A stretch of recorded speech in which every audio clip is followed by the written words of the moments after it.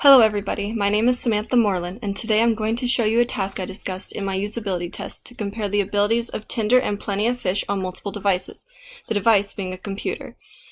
I will be going over each app's respective website by trying to sign in and out from the perspective of a first-time user on the site.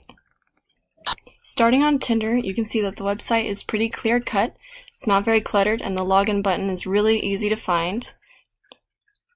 When you click on the login button, it gives you the option to log in with Facebook or your phone number. It then sends you to enter your code after you type in your phone number, and you have to look on your phone for the code and put it in. Then it brings you to your profile. Then you wait for it to load. So far it looks exactly like the app. So trying to find each task will be super easy. Then you go to the profile page.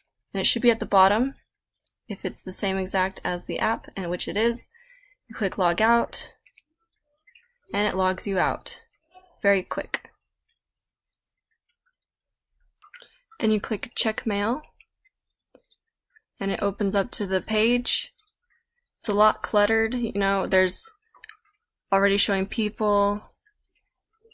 I'm not sure what most of these are for. This is unlike the app. The app doesn't have a lot of these features.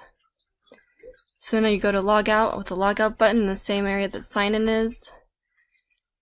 And the whole layout is very different than the app. Between the two websites, I would say that Tinder is the recommendation I would make because it's a lot like the app, and so if you want to be able to cross over from multiple devices, Tinder's the way to go because the layout is exactly the same, whereas Plenty of Fish reminds me of a completely different site, more like Match.com, and nothing like the app.